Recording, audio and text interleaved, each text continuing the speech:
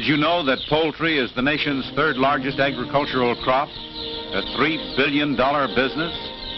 Yes, chickens are raised in every county of the United States, mostly for egg production. Breeders have achieved great results in boosting the egg output of the average hen. Today's hen averages 154 eggs per year, and some birds produce over 300 annually. But with this emphasis on egg production, poultry meat has been more or less a byproduct of the industry. Relatively few poultrymen took steps to develop better meat-type chickens. During World War II, the industry reaped new gains with the shortage of red meat. Growers were pressed to supply the demand for top-quality chickens suitable for roasting oven or frying pan. Say, that makes me hungry. At the end of the war, poultry leaders were convinced that the industry would have difficulty maintaining its wartime gains. As one solution, the A&P food stores, the nation's largest poultry retailers, offered to sponsor a contest for the development of superior meat-type chickens. A national committee was full of the program, The Chicken of Tomorrow, a broad-breasted bird with bigger drumsticks, plumper thighs, and layers of white meat like the wax model on the right. The committee made plans for a series of state and regional Chicken of Tomorrow contests, to end with a national contest in June 1948. A&P offered $10,000 in cash prizes, $5,000 for the national champion. State committees were organized by H.L. Schrader of the U.S. Department of Agriculture, and farmers and breeders all over the United States were invited to participate in state contests. 2 scorecards, each with a value of 100 points, were adopted by the committee. One scorecard was designed for dressed chickens, in which major emphasis was placed on conformation, including factors affecting edible meat yield. The other scorecard was for live chickens, with special emphasis on the economy of production. Hundreds of poultry raisers competed in 31 state contests held in 1946. And still more took part in the 1947 contests held in 39 states. Following the state contests in 1947, 5 regional Chicken of Tomorrow contests were conducted.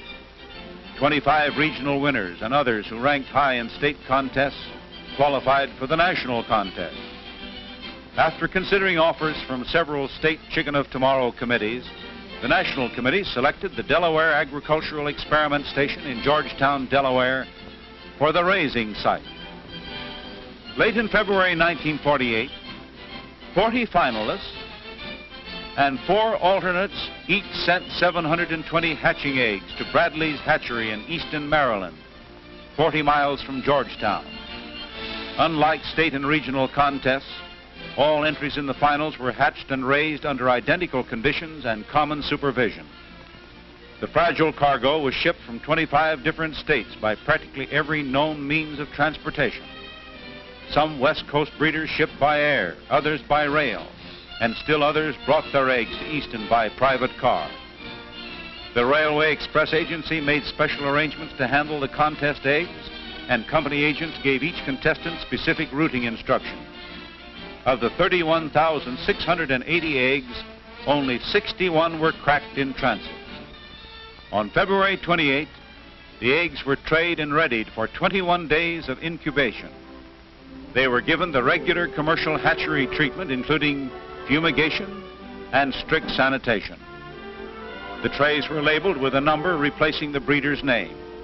In this way, the hatchery operators, those who later brooded and reared the chicks, the dressers, and even the judges, identified the various entries without knowing the names of the flock owners.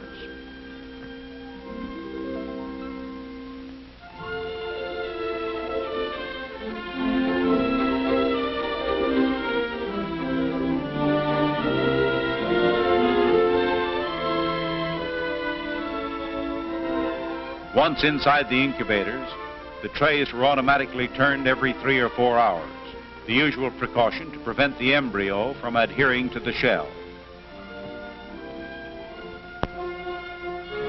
The temperature was thermostatically controlled and checked constantly throughout the incubation period by plant personnel. Humidity also was carefully regulated. 18 days later, the eggs were removed from the incubators and transferred to larger hatching trays. These were placed in hatchers for the final 3 days of incubation.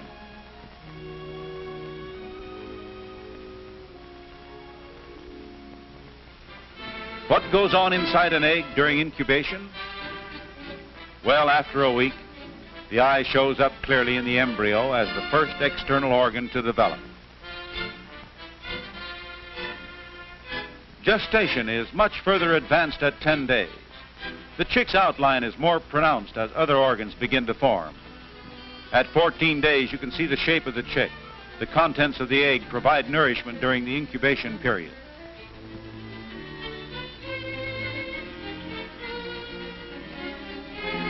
Now at 18 days, the chick is almost ready to emerge from its shell. On the 21st day, its sharp beak pokes through to daylight as it seeks its freedom. It's not an easy task. The struggling chick must rest from time to time to muster strength and recover from its exhausting efforts.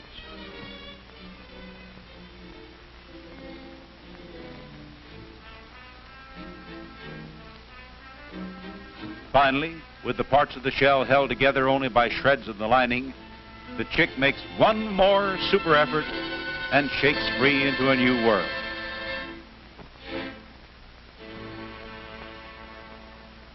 The chicks in the Chicken of Tomorrow contest hatched on March 21st. Of the 12 different breeds and crosses, New Hampshires and White Plymouth Rocks predominated. Each of the 2 breeds was represented by a dozen flocks. A minimum hatch of 400 strong, healthy chicks was required from each entry. Poultry leaders praised the hatching results.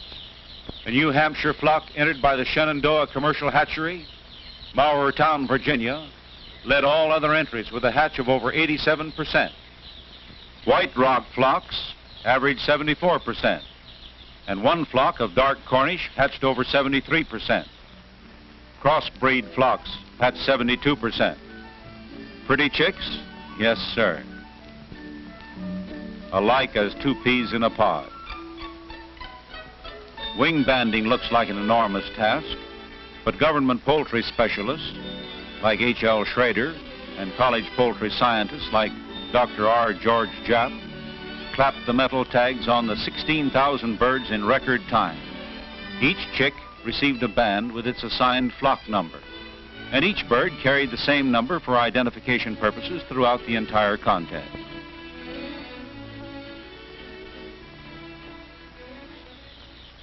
The chicks were placed in boxes for shipment to the experiment station in Georgetown, there to begin a 12-week growing period under the supervision of officials of the Delaware Agricultural Experiment Station.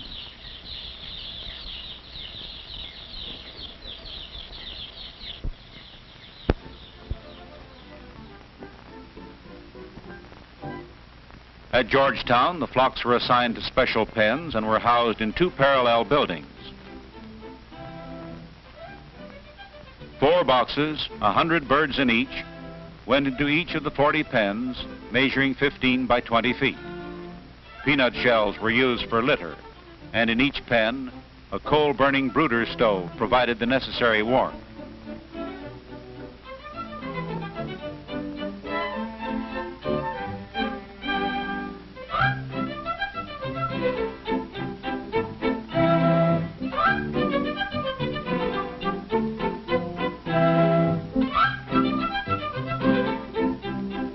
The day-old chicks soon solved the mysteries of feeding troughs and water jugs. The first 2 weeks, each pen had 4 chick feeders 3 feet long and 4 one-gallon water jugs. Later, these were replaced by 5 larger feeders with adjustable supports and the jugs removed in favor of automatic fountains. Adequate quarters, warmth, clean, dry litter, ample food and water. That's what the chicks thrive on. And these chicks had the very best in care and sanitation.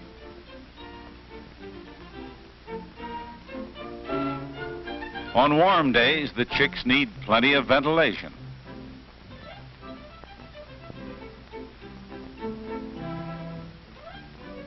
Professor Carl Seeger, superintendent of the experimental station, inspected the contest pens and kept daily records on vital statistics.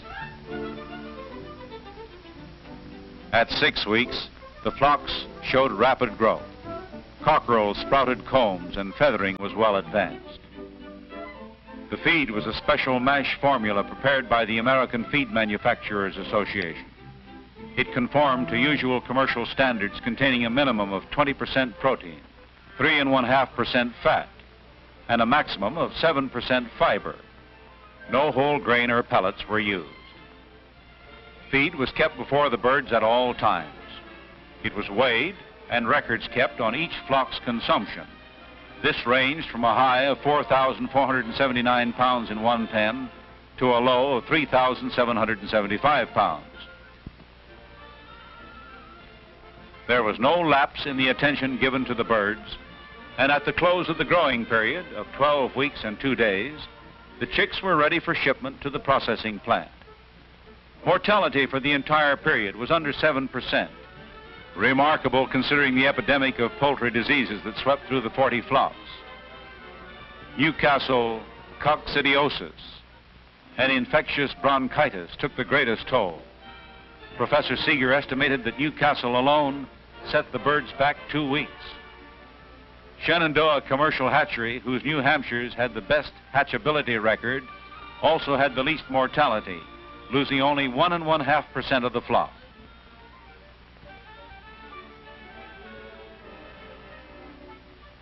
The coops were weighed at Georgetown, and this live weight figure used to calculate pounds of feed per pound of gain. 2 flocks averaged 3.17 pounds of feed per pound of gain. California Cornish New Hampshires entered by the Van Tress Hatchery of Marysville, California, were tops in live weight, averaging 3.57 pounds, and some weighed close to 5 pounds. On arrival at the Birdseye Snyder plant in Pocomoke City, Maryland, the chickens were placed in feed batteries to be watered and fed for 3 days before dressing.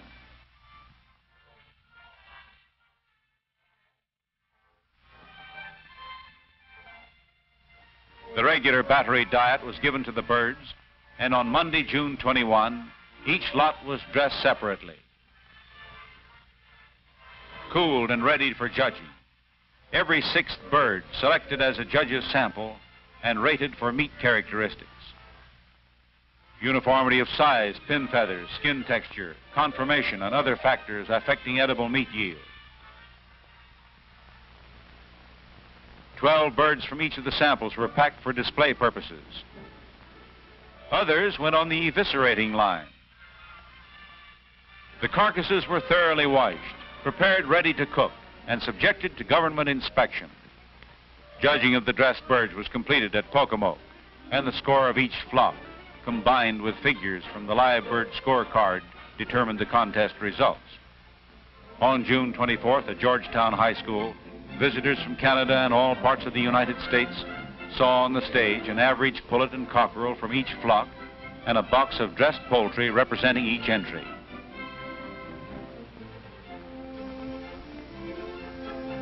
In the prize money, dressed White Rocks representing Mrs. H.W. Linhart of Chillicothe, Missouri, had the best skin texture, the least dark meat, and the best covering of fat.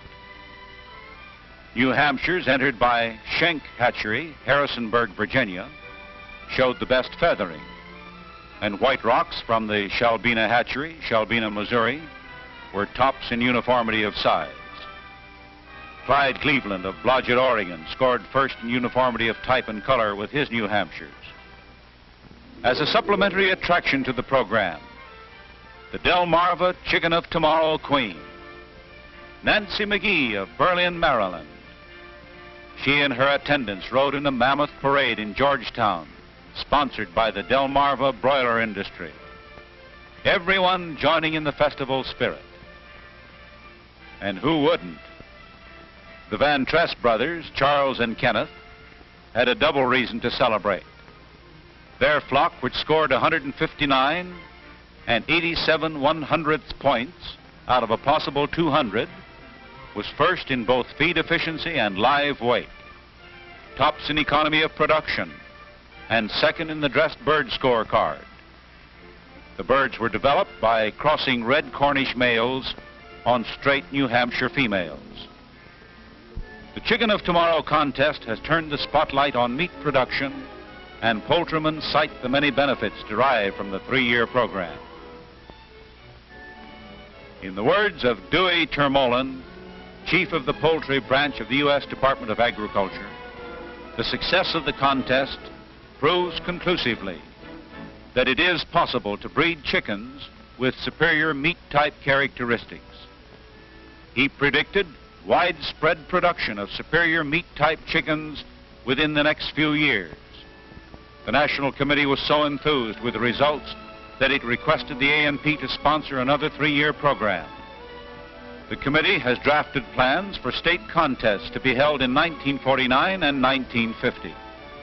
A series of regional contests also in 1950, and another national contest in 1951. Today, a California Cornish New Hampshire leads the field. What will tomorrow's meat type champion be? The 1951 Chicken of Tomorrow contest will provide the answer. Even today, housewives are enjoying improved meat type chickens. They sure make wonderful eating. Yes, sir. Make mine chicken. Chicken of Tomorrow, that is.